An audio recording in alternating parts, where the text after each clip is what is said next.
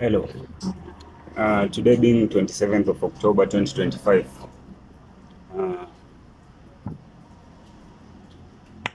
let's see what today we have on mind. Remember, it's Asino Talks. Talks that come from my mind. They are not any judgmental, it's just my opinions, me sharing my opinions from the things that I have learned or I have read or I have seen, and then me giving out my opinions. If maybe it presents something negative to you, assume them. If it presents anything that is positive to your life, well, you can apply them. So on 17th of October 2025, I read this article that was published in Daily Nation, and it was about Archbishop, an Archbishop, the Anglican Church of British. They had appointed a woman to be the head of the Anglican Church. And being that the Anglican Church in the British is the one that controls all these Anglican churches worldwide. So the woman happens to be the leader globally of the Anglican Church of Kenya, ACK. So what comes to my mind is that if Anglican Church, now this is my opinion, Anglican Church, it was founded in the 576 or 596 AD. It has since its foundation, it has lasted 1,400 years, 1,400 years, and in these 1,400 years, there have been 105 archbishops. And in these 105 archbishops, they have elected all male. So the one who published the article was saying something about patriarchy and men have been so much favored. Yeah, men have to be favored. What else do you think?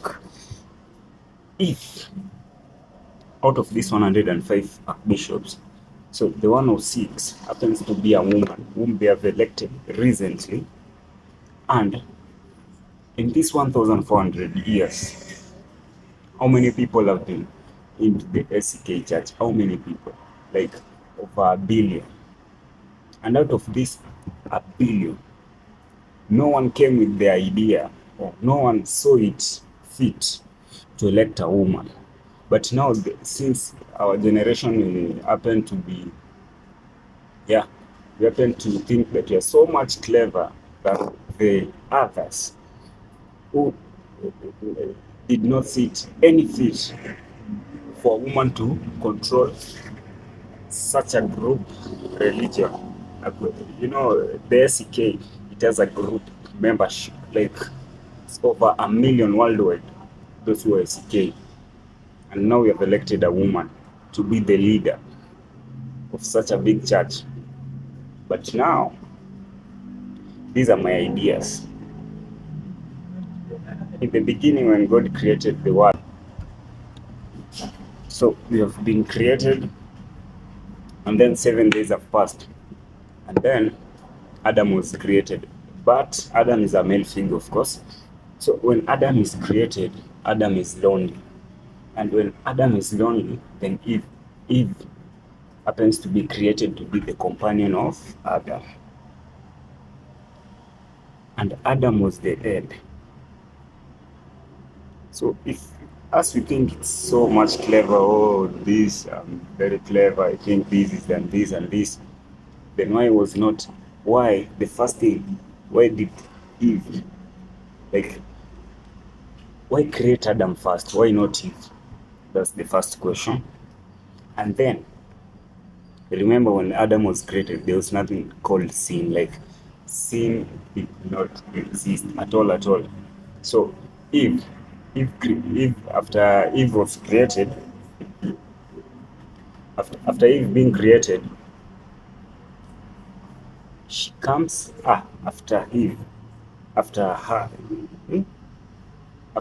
Eve, Eve. After Eve being created, she comes and eats from its fruit from the tree that was forbidden. And then sin is born. So who brought sin? Eve. Not serpent, not anything, but Eve was the one who said clever, oh, this and this. And then sin was created, and now we are here. But now, my understanding, the way I understand, is that even if maybe, as for me, the way like I see women and everything, I've come to realize that there's somehow that they can't make a decision like straight decision and decide this and this is this and we'll go by this no matter the cost. Like they're always changing. Today they say this, tomorrow they say this, tomorrow they this, the other day this. And now we have elected a woman leader to be a leader, a CK, and the whole world. But another perspective is in Britain right now, there's this agenda of there's more crime rates, immigrants, LGBTQ, those.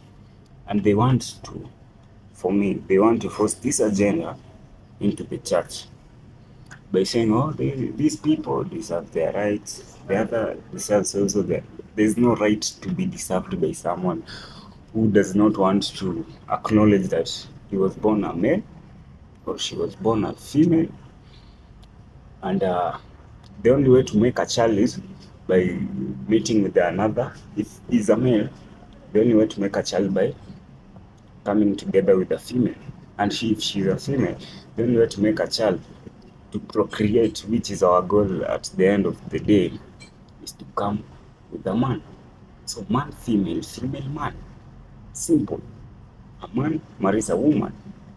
A woman gets married to a man. Final. There's no oh, right, nothing as right and right, or this.